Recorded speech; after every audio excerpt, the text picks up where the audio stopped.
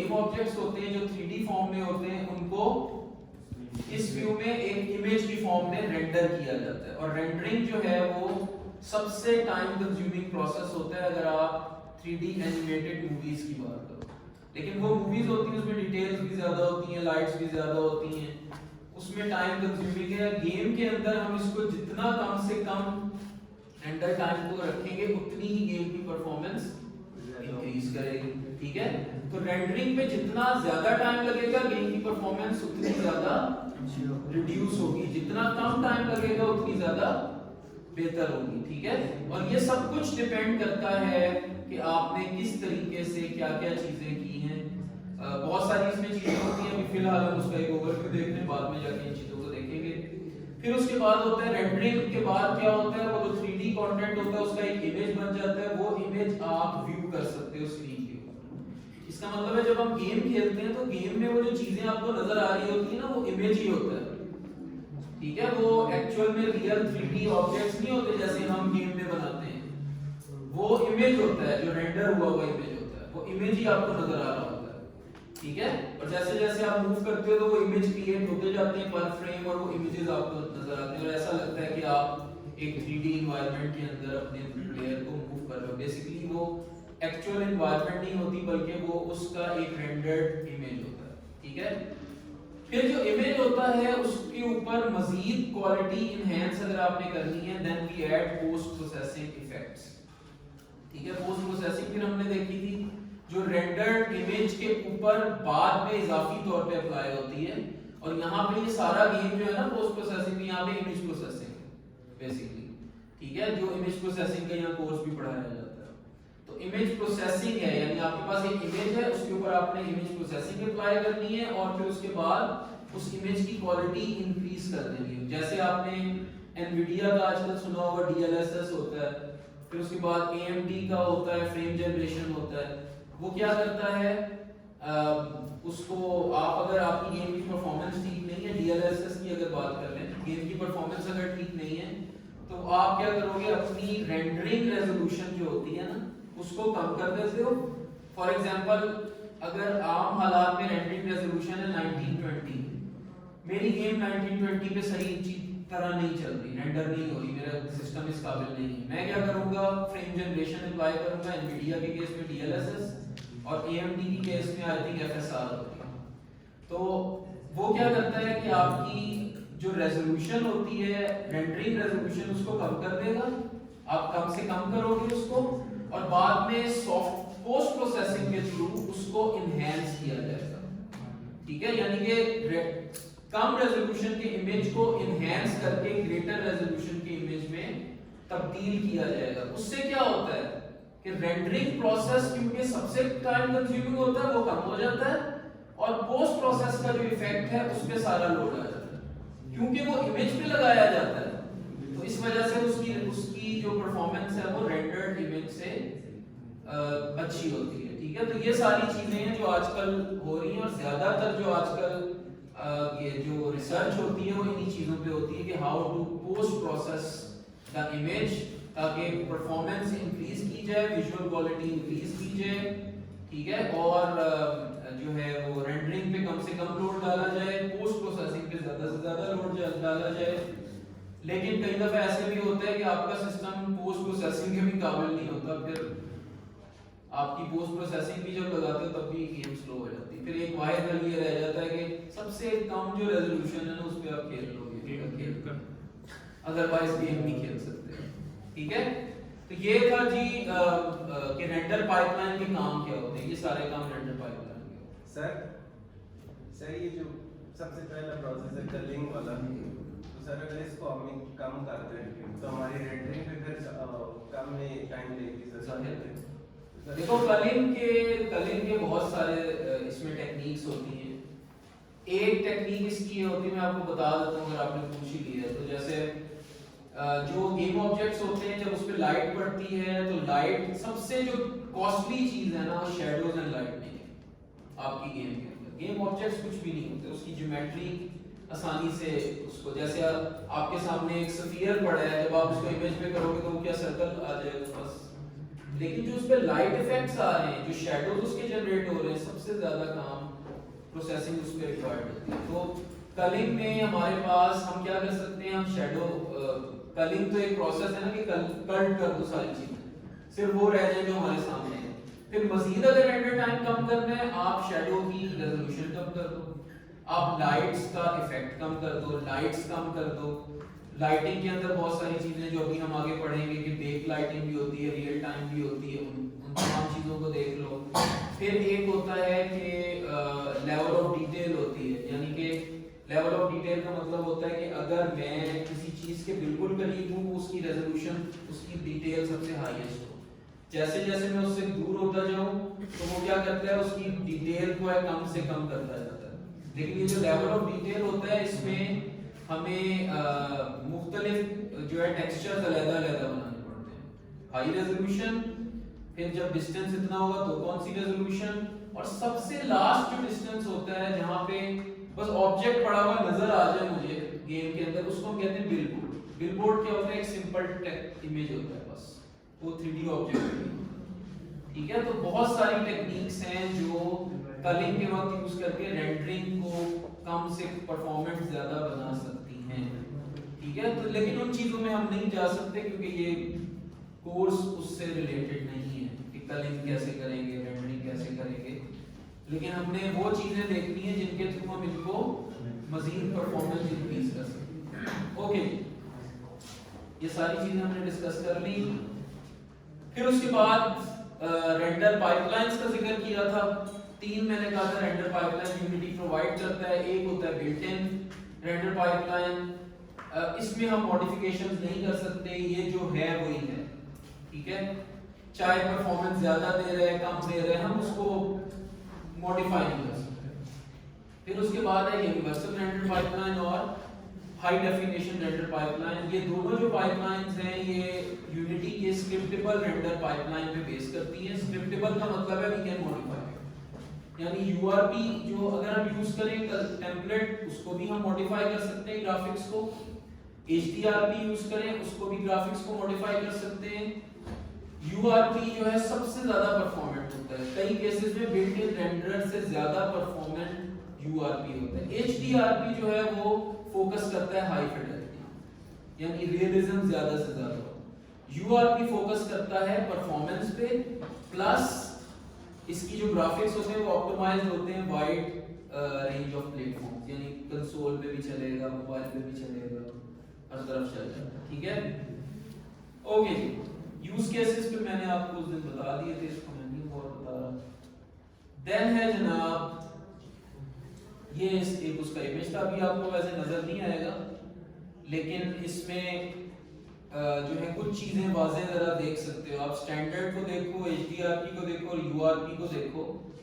Lights तो तकरीबन एक जैसी लग रही हैं, डिटेल भी एक जैसी लग रही है, लेकिन ये जरा वाटर क्वालिटी को चेक करो। एचडीआरपी के अंदर, वाटर के अंदर रिफ्लेक्शंस भी ज्यादा हैं, जबकि स्टैंडर्ड के अंदर वाटर पे है चीजें नजर आ रही थोड़ी रिफ्लेक्शन, यूआरपी के अंदर बिल्कुल भी नहीं है। इसका मतलब क्या है कि यूआरपी की विजुअल क्वालिटी तो इतनी अच्छी नहीं इस सीन में लग रही है, इसमें ज्यादा अच्छी क्वालिटी भी हो सकती है, लेकिन इस सीन में वो नहीं लग रही। लेकिन परफॉर्मेंस यूआरपी की इसमें सबसे ज्यादा है, एचडीआरपी की सबसे कम है, स्टैंडर्ड की उससे ज्यादा है। ठीक है, लेकिन एचडीआरपी में रियलिज्म जो है वो ज्यादा आ जाती है। If you want realism use HDRP, if you want performance use URP, if you don't know what is URP and HDRP use standard. ठीक है, लेकिन it is better to use URP. इसमें मसले भी हैं, मसले आते हैं जब आप क्या कहते हैं एसेट्स फाइंड करते हो, तो यूआरपी बेस्ड एसेट्स आपको फिर फाइंड करने पड़ेंगे। अगर आप एसेट्स यूआरपी के नहीं करते और नॉन यूआरपी एसेट्स करते हो तो फिर आपको बहुत सारी चेंजेस करनी पड़ती हैं उन एसेट्स में।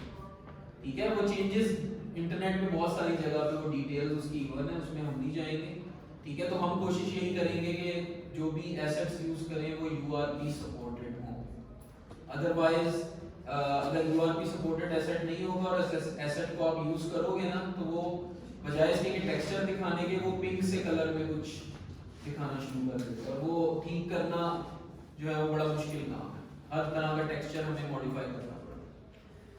ओके जी, ये तो हो गया जी स्टैंडर्ड पाइपलाइन। अब जरा हम जाते हैं कि ये लाइटिंग जो है ये क्या होती है, क्या होती है लाइटिंग। लाइट्स के बगैर आप 2D गेम तो चल जाती है, 3D गेम नहीं चल सकती। जब भी आप 3D का प्रोजेक्ट बनाओगे, चाहे URP बनाओ, HDRP बनाओ या फिर आप स्टैंडर्ड बनाओ, तीनों केसेस में मेन कैमरा होता है जैसे 2D में होता है, और एक लाइट सोर्स भी होती है जिसको हम कहते हैं डायरेक्शनल लाइट। ठीक है, लाइट जरूर होती है, लाइट के बगैर 3D का कोई कॉन्सेप्ट नहीं, रेंडरिंग पॉसिबल नहीं है। रेंडर हो भी जाएगा तो कुछ नजर नहीं आएगा, सब कुछ ब्लैक ब्लैक होगा विदाउट लाइट्स। लाइट बहुत इंपॉर्टेंट है, लाइट्स एंड शैडोज। ठीक है, कैसे वर्क करती है लाइट, एक वीडियो भी है, कुछ देख लेना। ओके जी, प्रॉपर्टीज ऑफ लाइट। क्या क्या चीजें होती है लाइट में हमारे पास, एक तो लाइट सोर्स, एक तो हमारे पास क्या होना चाहिए, कुछ सोर्स होनी चाहिए लाइट। ठीक है, जब सोर्स होगी तो लाइट एमिट होगी उस सोर्स से, जब लाइट एमिट होगी तो उसकी कोई शेप भी होगी। ठीक है, जब लाइट एमिट होगी उसका कोई साइज भी होगा। साइज बेसिकली क्या है, जिस एरिया पे वो लाइट इंपैक्ट करेगी। शेप बेसिकली क्या है कि किस डायरेक्शन में लाइट जो है वो पड़ेगी। स्ट्रेंथ क्या है, कितनी इंटेंसिटी है लाइट की। जैसे हमारे पास जो बल्ब होते हैं, अगर 100 वॉट का बल्ब है, 1000 वॉट का बल्ब है, दोनों में इंटेंसिटी में डिफरेंस है, वो इंटेंसिटी होती है। तो लाइट्स यही है, और जब लाइट्स हम ऐड करते हैं तो यूनिटी के अंदर बहुत सारी डिफरेंट तरीके की लाइट्स होती हैं, वो आगे जाके हम देखेंगे। सबसे पहले तो ये लाइट का जो कॉन्सेप्ट रियल वर्ल्ड में है, this is the concept of light in real world. वैसे ही कॉन्सेप्ट आपका यूनिटी के अंदर भी होता है, और जो जो लाइट, जिस तरह की लाइट पॉसिबल है वो यूनिटी ने कोशिश की है प्रोवाइड करने की। अच्छा जी, देन है जी, हमने एग्जामिन करना है जी लाइट सोर्सेज को। मैं यहाँ पे ओपन करने लगूँ प्रोजेक्ट। ठीक है, और उस प्रोजेक्ट में जाके जरा देखते हैं कि लाइट्स जो है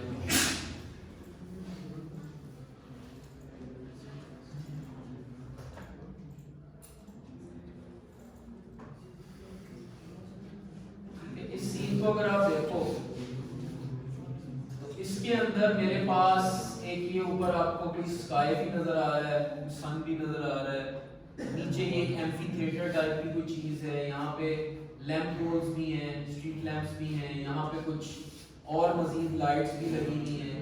तो आपके ख्याल में ये किस तरह की लाइट्स हैं, जरा बता सकते हैं? Street light. एक तो इसमें मेन लाइट है सन वाली, ठीक है, जो सबसे जरूरी चीज है। वो चीजें अभी हम आगे जाके देखेंगे। इधर सिर्फ हमने असेस करना है कि आपको कौन कौन सी लाइट्स कैसे कैसे नजर आ रही है। ये जो लाइट्स की स्ट्रीट वाली लगी है, किस तरह की नजर आ रही है? ये टॉर्च की तरह की लाइट है या ऐसी लाइट है जो एक रीजन में फैल जाए? टॉर्च की तरह की लाइट है। कैसे पता लग रहा है? Because of this cone structure, ये नजर आ रहा है। इसकी वजह से हम कह सकते हैं कि ये लाइट जो है ये हमारे पास एक टॉर्च की तरह की लाइट है। अब इसको कहते क्या है वो आगे की बात है, लेकिन हमने सिर्फ एसेस क्या करना है कि इसमें क्या क्या लाइट्स हैं। फिर अगर हम इस तरफ देखें तो यहाँ पे भी हमें कुछ लाइट्स नजर आ रही है, लेकिन इन लाइट्स का अगर आप देखो कि ये कहाँ पे क्या काम कर रही है, तो ये लाइट्स टोटली डिफरेंट हैं जो काम कर रही है। ये लाइट्स कुछ अलग ही काम कर रही है। क्या काम कर रही है? डेकोरेशन है, इल्यूमिनेट कर रही है अपने आप। जैसे आपके मोबाइल की स्क्रीन है, मोबाइल की स्क्रीन पे जब आप ऑन करते हो तो लाइट निकलती है ना, वो बेसिकली लाइट क्या करती है, आपको मोबाइल की यूज में ईज के लिए वो होती है, वरना उस लाइट की तो कोई जरूरत नहीं होती।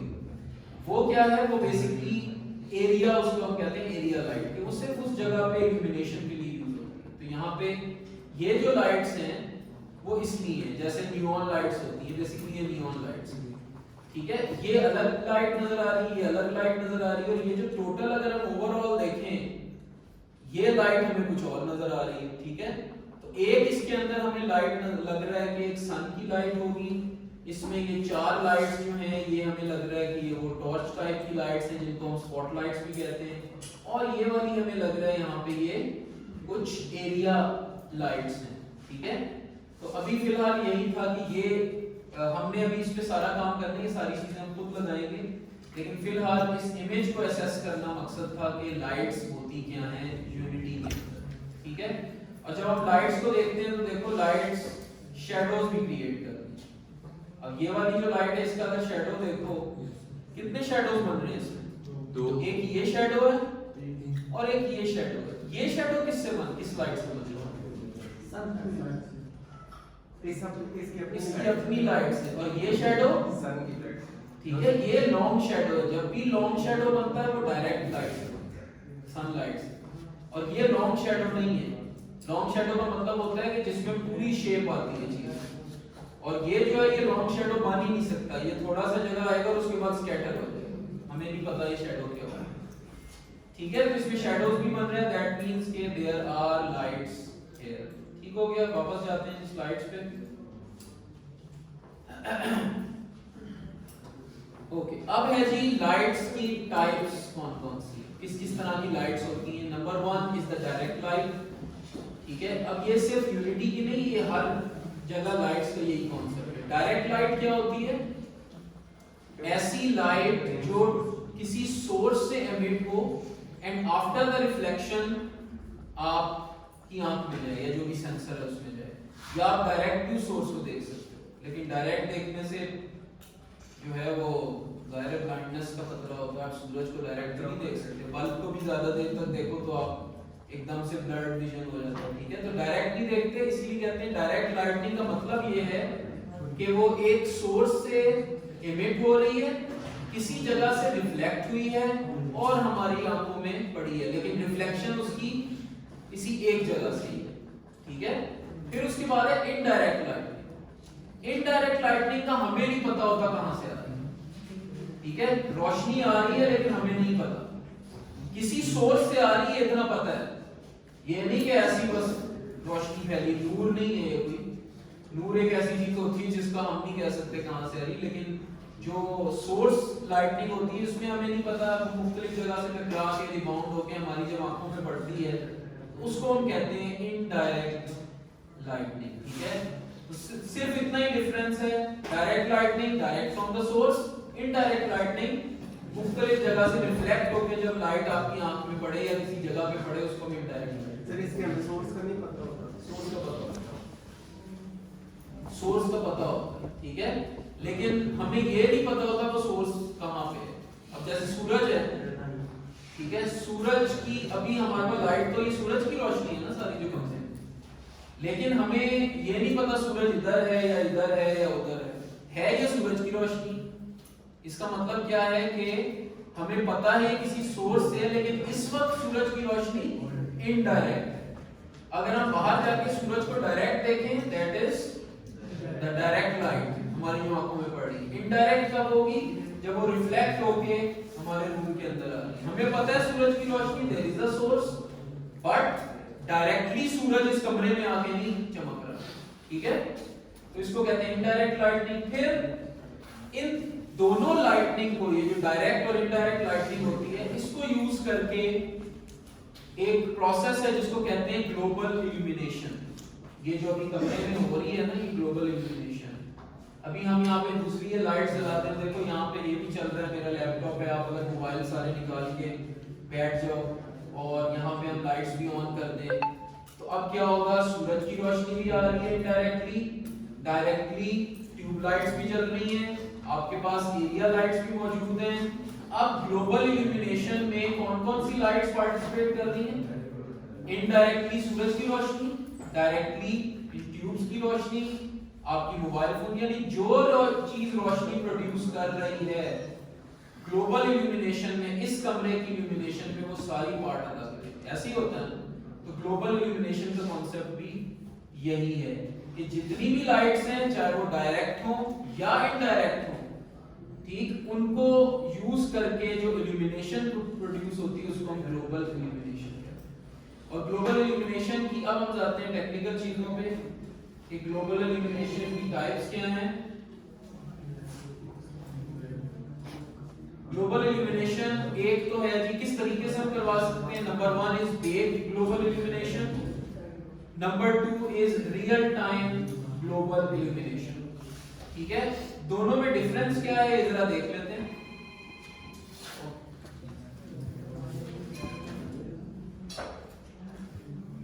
अच्छा जी, तो बेक का क्या मतलब है?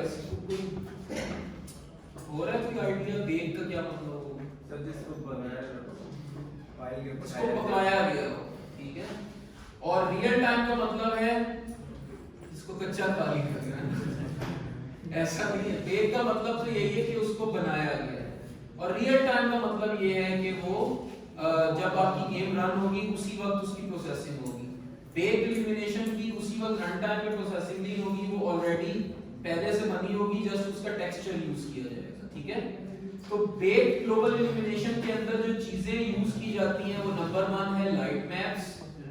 लाइट मैपिंग हम की जाती है। लाइट मैपिंग का मतलब क्या होता है कि हम ब्राइटनेस को जो सरफेसेस पे वो पड़ रही है उस सरफेस की ब्राइटनेस क्या है, इंटेंसिटी क्या है, उसकी रेंज क्या है, उसके इफेक्ट्स को कैलकुलेट करते हैं और उसकी एक टेक्सचर की फाइल बनाते हैं, और वो टेक्सचर की फाइल अप्लाई कर देते हैं 3D की अपनी गेम के ऊपर, और उस टेक्सचर की फाइल को बेसिकली कहते हैं इट्स अ लाइट मैप। ठीक है, तो जब हम बेकिंग करते हैं तो लाइट मैप्स हम बनाते हैं। फिर उसके बाद है लाइट प्रोब्स। अब ये वो चीजें हैं जो ग्लोबल इल्यूमिनेशन के लिए यूज होती हैं। Number 1 light maps, number 2 light probes, number 3 reflection probes. Light probe क्या है? फॉर एग्जांपल हमने लाइट बेक की ली है, अब उस लाइट के अंदर एक गेम ऑब्जेक्ट आता है। लाइट तो बेक है, बेक का मतलब वो पहले से बनी हुई है, उसका एक टेक्सचर बना हुआ है, वो रियल टाइम नहीं है।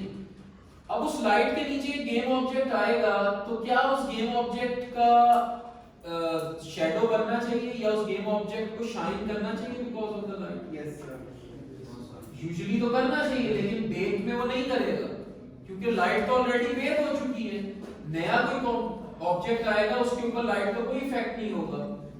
इस तरह की चीजों को सॉल्व करने के लिए हम यूज करते हैं लाइट प्रोब्स। ठीक है, लाइट प्रोब क्या करता है? जो डेटा लाइट का होता है, जो ऊपर लाइट मैप्स में बना होता है, उनको यूज करके, ठीक है, वो देखता है कि अच्छा लाइट प्रोब में एक लाइट प्रोब भी लगा हुआ है, एक बेक लाइट भी है। जैसे ही आपका उसमें ऑब्जेक्ट जाएगा तो वो लाइट प्रोब क्या करेगा? डेटा को प्रोब करेगा, वो जो डेटा है लाइट्स का, और फिर उसको यूज करके उस ऑब्जेक्ट के ऊपर भी लाइट को मैप करने की कोशिश करेगा एट रन टाइम। ठीक है, फिर उसके बाद है जी रिफ्लेक्शन प्रोब्स। रिफ्लेक्शन प्रोब्स क्या होते हैं? If you want to add reflections on your game object. एक आपका शाइनी ऑब्जेक्ट है और एक लाइट भी पड़ रही है, बेसिकली उस ऑब्जेक्ट को शाइन करना चाहिए, लेकिन वो ऐसे ही शाइन नहीं शुरू कर देगा सिर्फ लाइट की वजह से। सबसे पहले आपको अपने सीन में रिफ्लेक्शन प्रोब ऐड करना पड़ेगा, तब जाके आपकी सिस्टम जो आपका लाइट्स है वो रिफ्लेक्शंस जनरेट करेंगी। ठीक है, अब ये तमाम चीजें कब वर्क करती हैं? जब आप इल्यूमिनेशन को बेक करोगे। अगर आप ये चीजें जस्ट ऐड कर दोगे इससे कोई फर्क नहीं पड़ेगा, you have to bake them, और बेकिंग का प्रोसेस अच्छा खासा लेंथी है। अगर मैं इस सिस्टम के ऊपर अपना ये लाइट शेड्स ऐड करके रिफ्लेक्शंस ऐड करके बेक पे लगा दूं तो 2-3 घंटे ऐसे ही लग जाते हैं।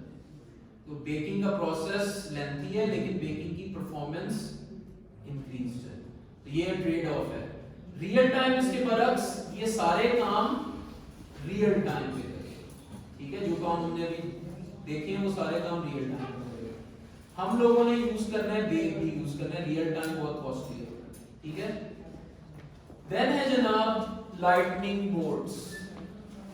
सबसे पहला है रियल टाइम लाइटनिंग। अब देखो उसके बाद जो ग्लोबल इल्यूमिनेशन में यूज हुई थी वो लाइट्स यूज हुई थी, अब उसमें भी जिक्र हो रहा था bake light, real time light, global illumination. अब लाइट्स में भी इसी तरह मोड्स में रियल टाइम लाइट्स भी होती हैं और बेक लाइट भी होती हैं। ठीक है, उनकी जरा एग्जांपल के थ्रू समझते हैं। ग्लोबल इल्यूमिनेशन को तो एग्जांपल मैं नहीं बता सकता था, लेकिन इसकी हम बता सकते हैं। ठीक है, इसको जरा हम देख लेते हैं, दोनों चीजों को मैं दिखा दूं आपको। ये पूरा ट्यूटोरियल है जो आप फॉलो करोगे और आपको ये चीज समझ आ जाएगी। बस यहाँ तक जाते हैं, ओपन करते हैं अपना प्रोजेक्ट, और अब इसके अंदर, ठीक है, इस प्रोजेक्ट के अंदर जरा हम लाइटनिंग जो है इसको ओपन करते हैं गेम ऑब्जेक्ट को। इसके अंदर देखो मजीद चीजें हैं जिसमें हमारे पास एक है जी बेक्ड स्ट्रीट लैम्प, नाम से जाहिर है कि इसकी लाइट बेक्ड है। एक है जी स्ट्रीट लैम्प, ये 3 स्ट्रीट लैम्प्स हैं, ये रियल टाइम है, ठीक है। उसके बाद हमारे पास एक ये लाइट है, फिर एक ये है और एक लास्ट में डायरेक्शनल लाइट है, यानी हमारे पास मुख्तलिफ किस्म की लाइट से सीन के अंदर मौजूद है। अच्छा, हमने क्या देखना था, रियल टाइम और बेक में फर्क। अच्छा, इस स्ट्रीट लैम्प को मैं पकड़ता हूँ ये वाला, और इसको मैं अपनी गेम के अंदर गेम व्यू में मूव करता हूँ, तो जरा इफेक्ट देखना क्या होता है। अब देखो लाइट भी साथ मूव कर रही है और उसका शैडो भी साथ मूव कर रहा है, बिकॉज ये रियल टाइम है। अगर हम इसमें जाएं अंदर इसके, इस गेम ऑब्जेक्ट में, इसके अंदर एक तो इसका जो है वो कोलाइडर है और दूसरा ये इसकी स्पॉटलाइट है। इस पे एक स्पॉटलाइट लगी हुई है। स्पॉटलाइट कैसे बनाते हैं, एक गेम ऑब्जेक्ट लगाओगे, उसके अंदर कंपोनेंट लगाओगे लाइट का, और फिर यहाँ से आप उस लाइट की टाइप चेंज कर सकते हो। देखो स्पॉट है, डायरेक्शनल है, पॉइंट है, एरिया है, ठीक है। फिलहाल हमने यूज की है यहाँ पे स्पॉटलाइट। अभी इसकी बाकी प्रॉपर्टीज को हम देखेंगे, अभी सिर्फ हम असेस कर रहे हैं चीजों को, बाकी चीजों को अभी छोड़ दो। अब ये देखो यहाँ पे स्पॉटलाइट है और नीचे अगर हम जाएं तो इसमें मोड जो है इसमें मिक्स्ड कहा है, ठीक है। रियल टाइम और बेक है और मिक्स्ड है। मिक्स्ड का मतलब है बेक भी है कुछ और कुछ रियल टाइम भी है, ठीक है। सिर्फ रियल टाइम नहीं है। अगर हम इसको रियल टाइम कर देंगे तो ये अब शैडो, देखो इसमें कह रहा है only supports for directional lights, अभी कह रहा है डायरेक्शनल लाइट्स के लिए सपोर्ट है, रियल टाइम की मिक्स ही हम करेंगे, ठीक है। क्या हो गया,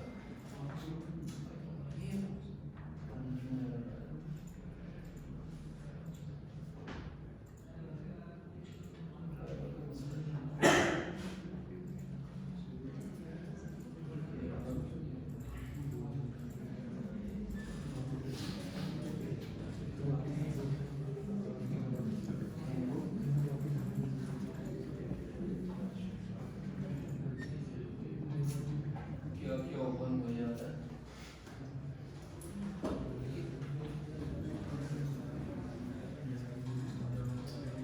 क्या बदौर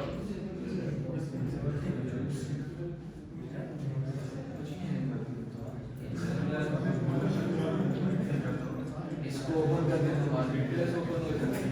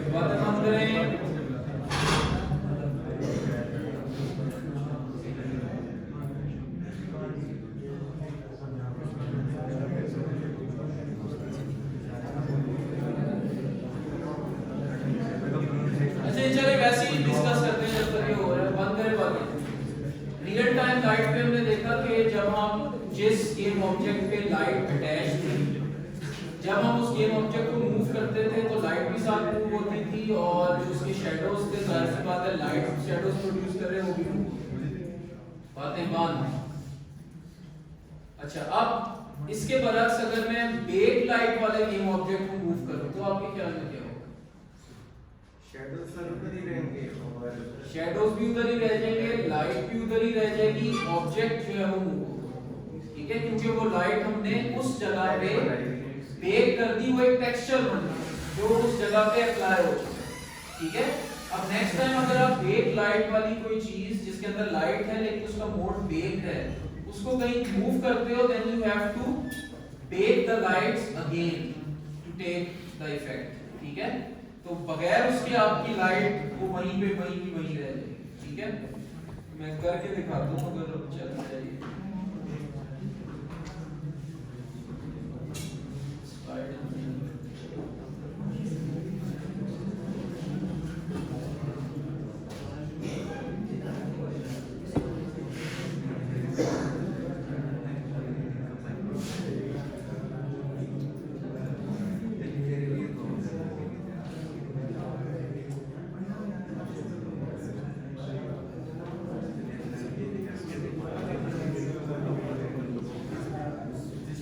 ओके जी, यहाँ पे थे हम।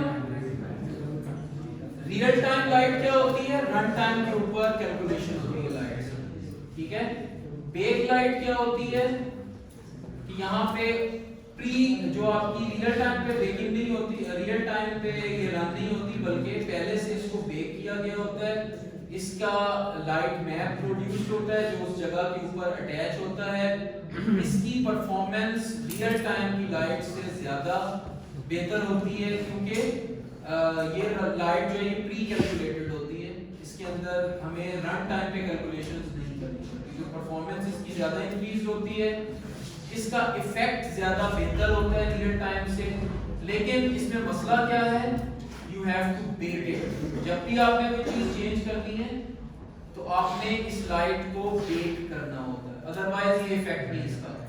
सर जिस तरह प्लेयर होता है ना सर, उसकी मूवमेंट होती है रियल टाइम देखो, अगर प्लेयर के पास एक टॉर्च है ना, वो रियल टाइम, ठीक है। प्लेयर के पास एक टॉर्च है या गाड़ी आपकी जा रही है, गाड़ी पे हेडलाइट्स हैं, तो वो हेडलाइट्स और टॉर्च वो रियल टाइम ही होनी चाहिए, वो बेक नहीं हो सकती। जबकि अगर आपको कोई लैंप लगा है, कोई रूम के अंदर कोई लाइट लगी है, आपको पता है ये लाइट ना चेंज होगी ना कुछ होगा, तो आप क्या कर सकते हो? आप उसको बेक कर सकते सर वो ओवरऑल जो लाइट होगी, जो प्लेयर का जो शेड्यूल प्रोड्यूस होगा वो भी तो मूवमेंट के साथ चेंज होगा, वो तो हो। कौन सी वाली? जो प्लेयर का जो शेड्यूल प्रोड्यूस होगा ना सर, अगर प्लेयर मूव करता है, प्लेयर के ऊपर जो लाइट पड़ रही है वो रियल टाइम है। प्लेयर की तो कोई लाइट नहीं, प्लेयर के ऊपर जो लाइट पड़ रही है वो रियल टाइम हो सकती है। और वो ज्यादातर जो हमारे पास जो डायरेक्शनल लाइट है ना, जिसको हम सन लाइट कहते हैं, वो रियल टाइम ही होती है। वो बेक नहीं हो सकती, बिकॉज वो तो जाहिर है मूवी कैरेक्टर्स भी हैं, चीजें भी मूव हो रही हैं, तो वो तो उसका इफेक्ट तो आना चाहिए। बेक लाइट वहां पे हम यूज करते हैं जहां पे हमें पता है कि इसमें किसी किस्म की भी कोई ऐसी लाइट नहीं है जो मूविंग है, या अच्छा जो आपने जो बात की, अगर हम प्लेयर वाली भी करें तो उसके ऊपर हम लाइट प्रोब्स फिर लगा सकते हैं। बेक लाइट के अंदर हम लाइट प्रोब्स लगा सकते हैं, उसका इफेक्ट प्रॉपर्ली होगा, ठीक है। लेकिन बेक लाइट्स की परफॉर्मेंस जो है वो रियल टाइम लाइट से ज्यादा बेहतर है।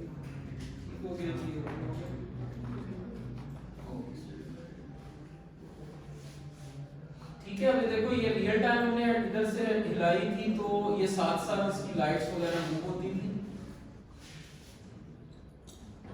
अभी ये चीजें बनाते कैसे, इसमें हम नहीं जा रहे हैं, हम सिर्फ देख रहे हैं ये लाइट्स वगैरह होती हैं, फिर हम बाद में गेम ऑब्जेक्ट्स वगैरह देखेंगे, ठीक है जी। तो लाइट भी मूव हो रही है। अब ये जो एक लाइट है ना, दिस इज बेक, ये जो यहाँ पे, इसको अगर हम उठाएं, अब देखो इसकी लाइट तो उसी तरह जनरेट हो रही है जैसे बाकियों की है, लेकिन अगर हम इसको उठा के मूव कर दें तो लाइट और शैडो वहीं पे रह गया। इसका मतलब क्या है कि now this is a bake light. अब वो वहीं पे रह के इसको कैसे खत्म करें?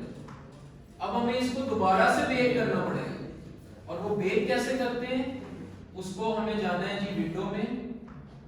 यहाँ पे हम रेंडरिंग पे जाएंगे, और रेंडरिंग के अंदर दो टूल्स हैं लाइट से रिलेटेड, एक है जी लाइटिंग और एक है लाइट एक्सप्लोरर। अगर लाइट एक्सप्लोरर को ओपन करो तो ये हमें बताता है कि जी आपके सीन में कितनी तरह की लाइट्स हैं, ठीक है। कौन कौन सी लाइट है जी? स्पॉटलाइट है, एरिया लाइट है, स्पॉटलाइट है, ठीक है। यहाँ पे आगे बताया हुआ भी है वेव ओनली है या नहीं है, ये सब कुछ यहाँ पे मेंशन है। ये हमें बताता है आपके सीन में लाइट्स कितनी हैं। अगर हमने मजीद इसमें चीजों में जाना है तो हम लाइटिंग को देखते हैं।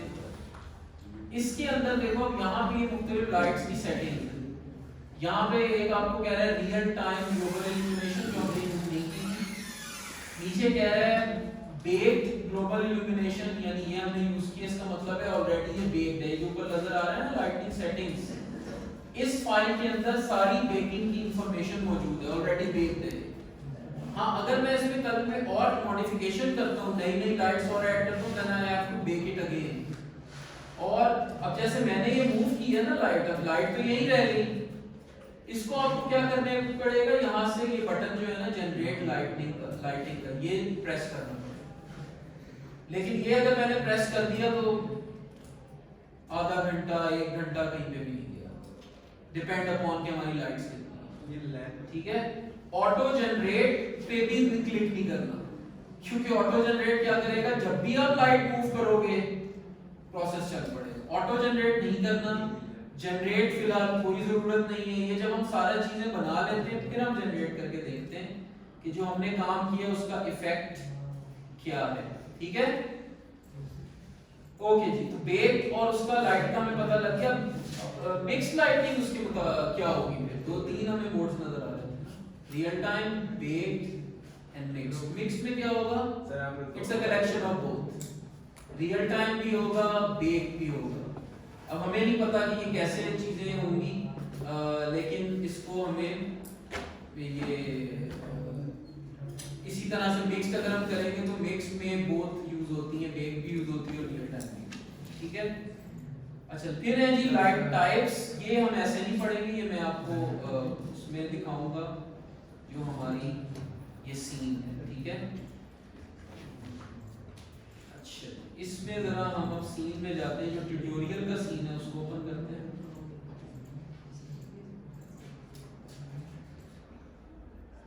लाइट्स की मैंने ऐड की भी मैं डिलीट करता हूं पहले।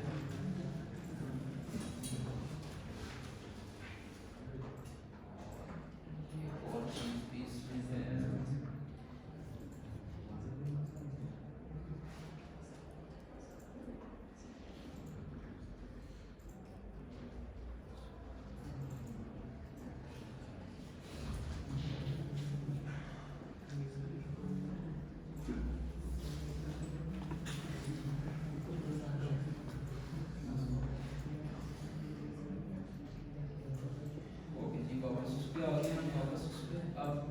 अब इस पे हम मुख्तलिफ लाइट्स जरा ऐड करते हैं और देखते हैं लाइट्स की टाइप कौन कौन सी है। तो सबसे पहली जो लाइट की टाइप हमें इस पूरे सीन के अंदर नजर आ रही है, ये जो आपको सामने नजर आ रही है, this is called a directional light. Directional light is just like sunlight, जैसे सूरज की रोशनी होती है, डायरेक्शनल लाइट भी उसी तरह से वर्क करती है।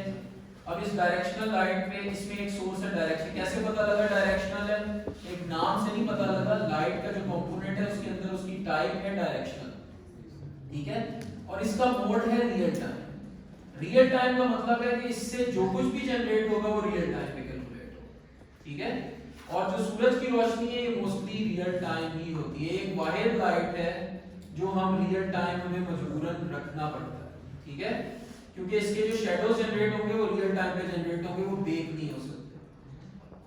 ओके, अब एक लाइट की टाइप तो ये हो गई। इसकी भी मजीद जो डिटेल्स है उसमें हम जाते हैं जब आगे जाएंगे। फिलहाल हम लाइट की मजीद टाइप्स देखें, और कौन सी लाइट की टाइप है, यहाँ पे हम जाते हैं जी प्रीफैब्स में। ये आपके साथ मैं शेयर कर दूंगा पूरा प्रोजेक्ट, परेशान नहीं होना। इसमें प्रीफैब में हमारे पास ये बहुत सारे गेम ऑब्जेक्ट्स हैं, ये 3D गेम ऑब्जेक्ट्स हैं। इसमें ये जो सबसे एंड पे पड़ा हुआ है, this is a street lamp, इसको मैं लेके आता हूँ गेम ऑब्जेक्ट इसमें, और यहाँ पे इसकी जरा पोजीशन वगैरह एडजस्ट करते हैं। ठीक है, देखो थोड़ा सा मेरा ख्याल है इंटिमिडेटिंग होगा आपके लिए, 2D के अंदर तो बड़ी आसानी से प्लेस कर देते थे, यहाँ पे हमारे पास देखो मुख्तलिफ सारी डायरेक्शन है जिधर हमने उसको प्लेस करना। फिर इसको रोटेट करते हैं थोड़ा सा,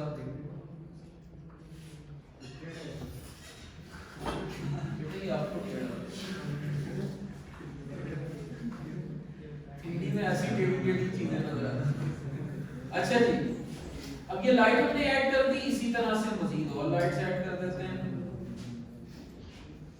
इधर लगा देते हैं,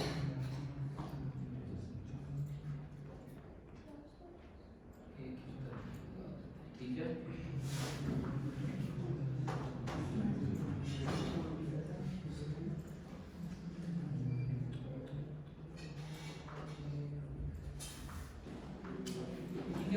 लाइट्स लगा दी। अब ये जो तीनों लाइट्स हमें नजर आ रही हैं, बेक्स और उसको छोड़ दो वो हमने कर लिया है।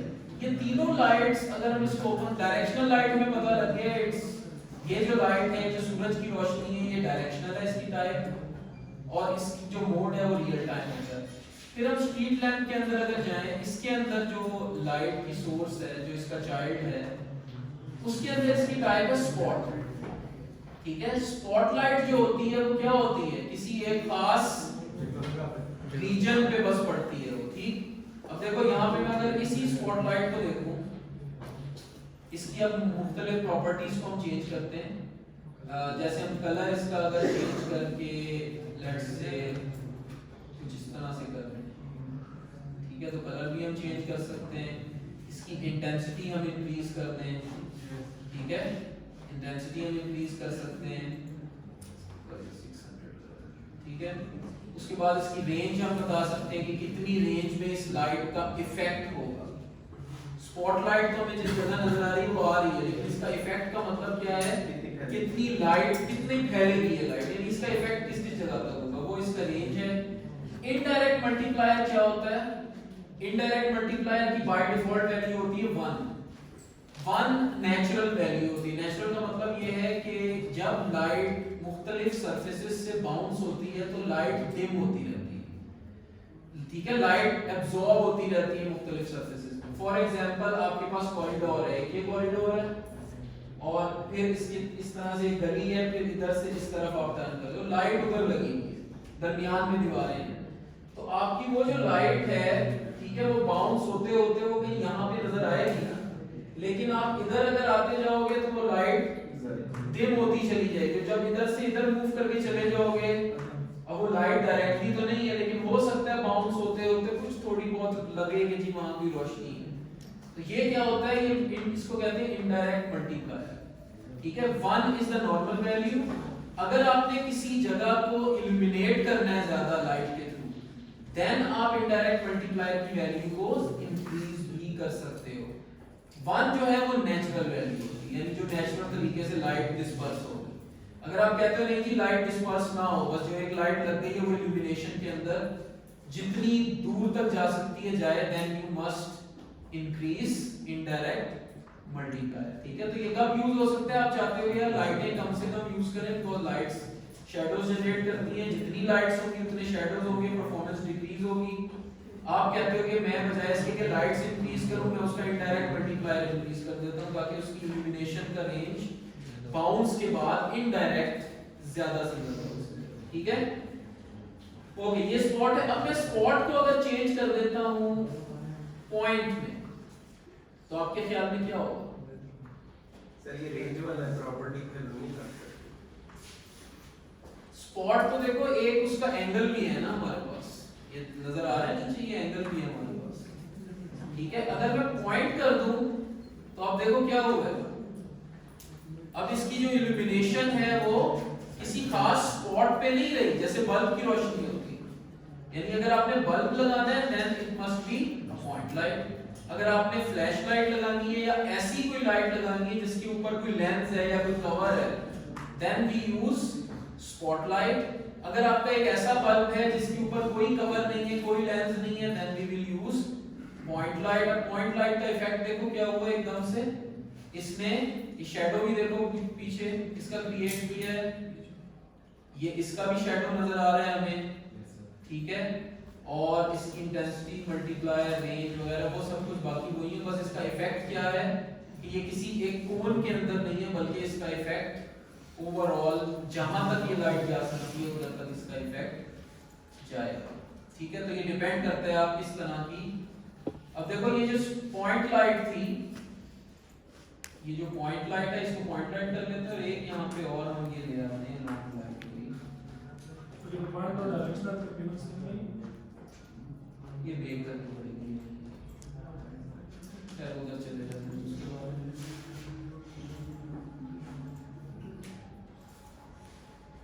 ठीक है, इसमें अगर हम देखें एक को हम कर देते हैं, ये वाली जो लाइट है जी इसको हम कर देते हैं पॉइंट, ठीक है। अब इसकी इल्यूमिनेशन देखो, और ये पॉइंट लाइट की इल्यूमिनेशन है, ठीक है। स्पॉटलाइट की इल्यूमिनेशन क्या है, अपने खास रीजन में है। एरिया लाइट की इल्यूमिनेशन कैसी है, सिर्फ उस एरिया के अंदर है, उससे बाहर वो इल्यूमिनेट नहीं कर रहा। डायरेक्शनल लाइट क्या है, जो कि सनलाइट। ये 4 टोटल लाइट्स हैं जो हमारे पास यूनिटी के अंदर होती हैं, और इन्हीं को यूज करके हम मुख्तलिफ लाइट्स के इफेक्ट बना सकते हैं, ठीक है। कोई अभी तक सवाल? हाँ जी, क्लियर है? यस सर, हम इसको डायरेक्शनल पर किसको? जो डायरेक्शनल लाइट बेटा एक ही सोर्स, देखो सन एक ही सोर्स ऑफ लाइट, डायरेक्शनल करोगे तो क्यों डायरेक्शनल इसको हमने डायरेक्शनल क्यों बना,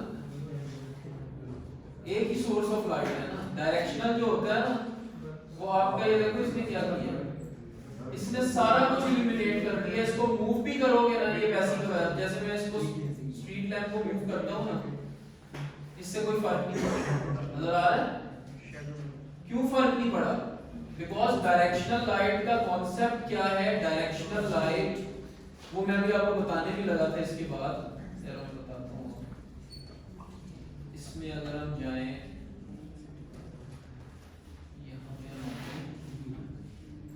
डायरेक्शनल लाइट होता है, ठीक है, directional light is basically the sunlight. अब ये जो लाइट है इसको मैं अगर चेंज करूं, जैसे इसकी पोजीशन है ना, इसकी पोजीशन को उठा के मैं एक्स को चेंज करूं, ठीक है, इसका देखो कोई ना शैडो पे इफेक्ट हो रहा है ना लाइट पे कोई इफेक्ट हो रहा है, इल्यूमिनेशन वैसी की वैसी है, हालांकि ये रियल टाइम है।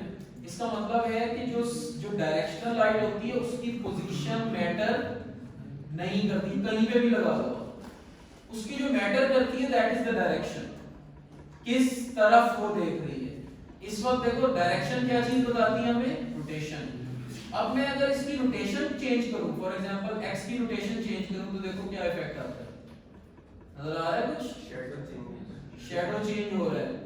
इसका मतलब है कि जो डायरेक्शनल लाइट है उसको डायरेक्शनल लाइट कहते ही इसी वजह से है, because that is related to the direction not the position, जबकि जो बाकी जो लाइट्स हैं उनकी पोजीशन मैटर करती है, ठीक है, इसकी पोजीशन मैटर नहीं करती। अब देखो डायरेक्शनल लाइट क्योंकि सनलाइट है, हम इसमें डे नाइट का इफेक्ट दे सकते हैं।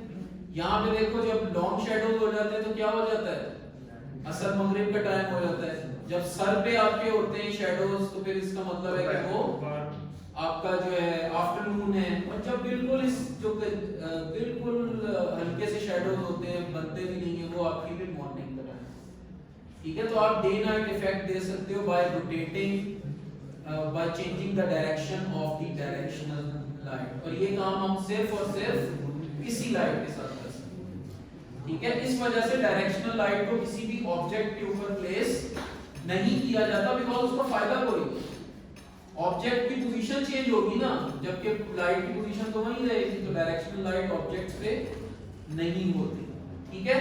कोई और सवाल, क्लियर? अच्छा लास्ट थिंग,